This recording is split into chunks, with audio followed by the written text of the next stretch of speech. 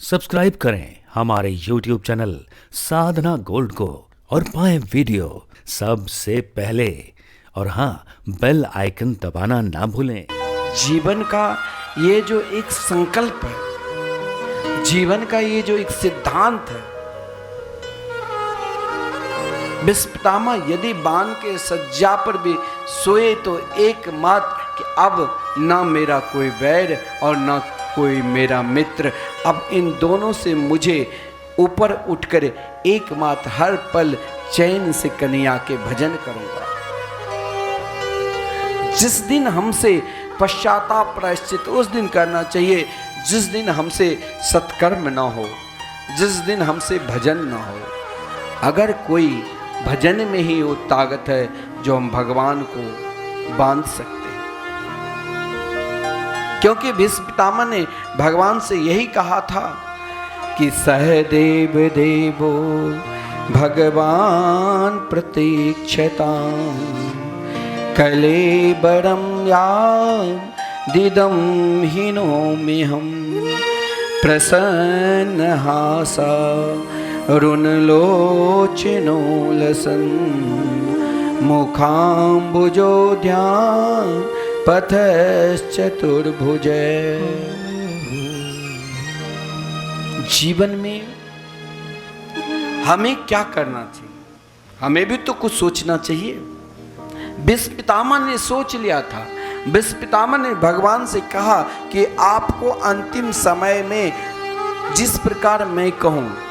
जब भगवान भीष्म पितामह के निकट पधारे थे तो महाराज भीष्म पितामह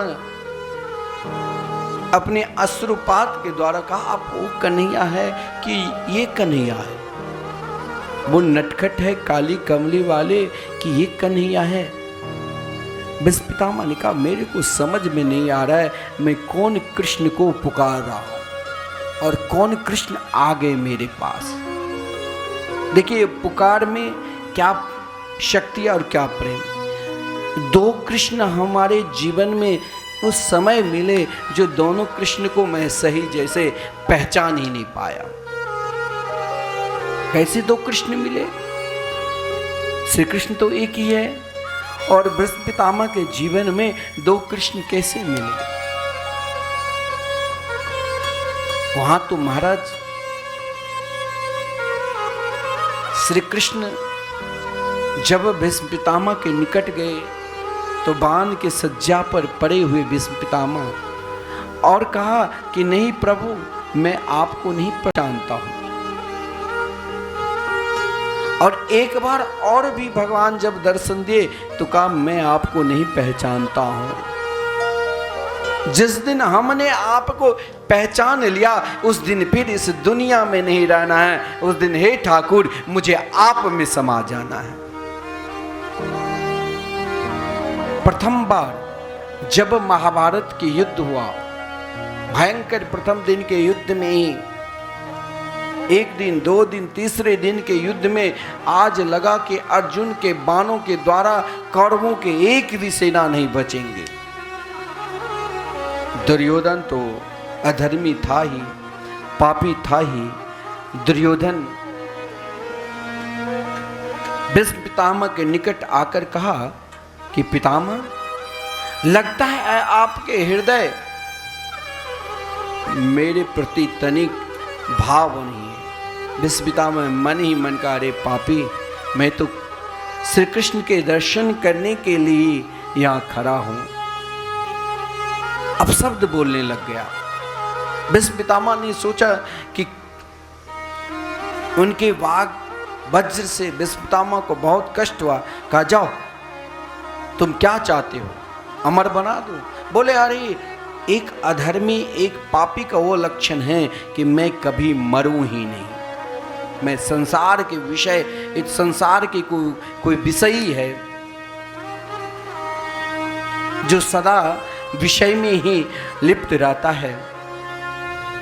तो संसार के समस्त स्त्रियां और संसार के समस्त धन भी दे दिया जाएगा तो कभी ये नहीं कहेगा कि मैं मरूंगा, मैं भोगूं। लेकिन भीष्म पितामह ने कहा, मैं मरूंगा, मुझे नहीं इच्छा मृत्यु चाहिए, लेकिन तब तक जिंदा रहूंगा जब तक स्वयं श्री कृष्ण में समर्पित ना हो जाऊं।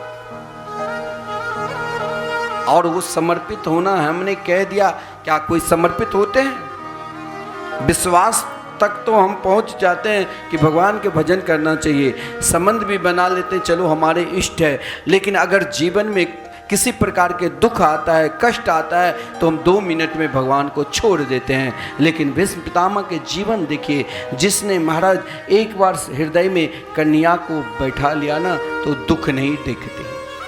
उनको दुख में भी उन बाण के सज्जा पर पड़े हुए हैं, जो महाराज एक एक बाण की वेदना उन शरीर में हजारों वृक्षों को काटने से जो वेदना होगी वो वेदना भी हो रहा था, फिर भी उनके मुखारविंद पर मुस्कान, ये संत का लक्षण है।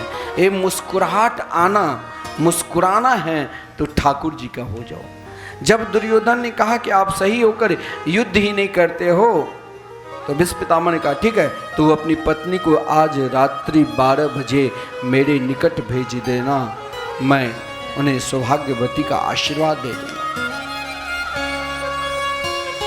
संत कृपा किस पर करते हैं? जो स्वयं सत्संग से ही जीता है। सत्संग से वही जीत सकता है, और सत्संग से वही जी सकता है जिसके हृदय में बांके बिहारी बैठा हो।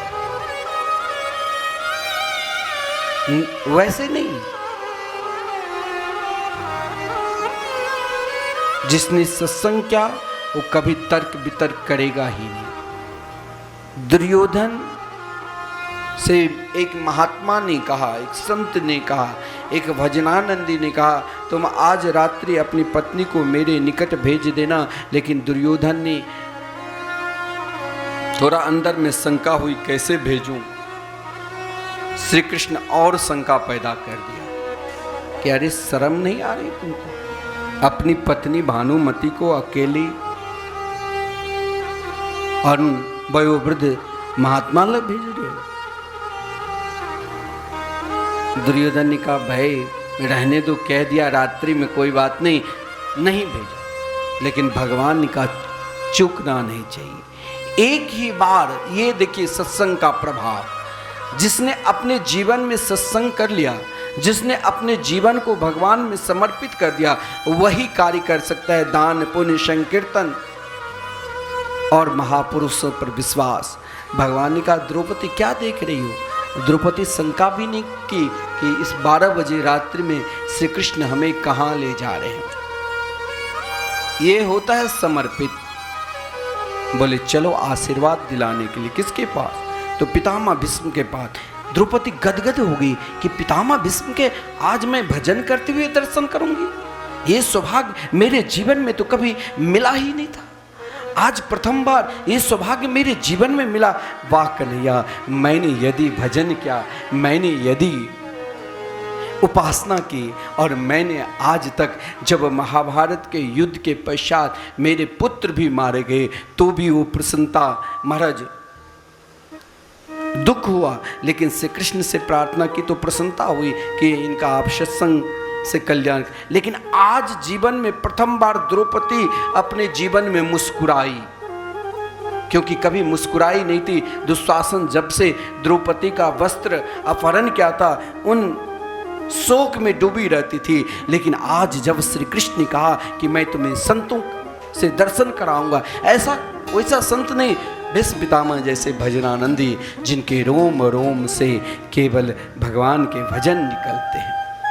जो जीते भी है तो कृष्ण के लिए, जो बोलते भी है तो कृष्ण के लिए, जो सोचते भी है तो श्री कृष्ण के लिए, जो युद्ध भी करते हैं तो श्री कृष्ण के लिए। द्रौपदी ने किसी भी प्रकार की शंका की ही नहीं। द्रौपदी ने कहा चलो कन्हैया, चल दिया। लेकिन भीष्म पितामह तो भीष्म पितामह थे। द्रौपदी जो पादुका पहनती थी, चप्पल जूता, वो भीष्म पितामह जान जाते थे, क्योंकि भीष्म पितामह के हृदय में वो प्रकाश भरा हुआ था, जो समझ जाते थे दूर से ही, उन ज्योति से समझ जाते थे भीष्म पितामह।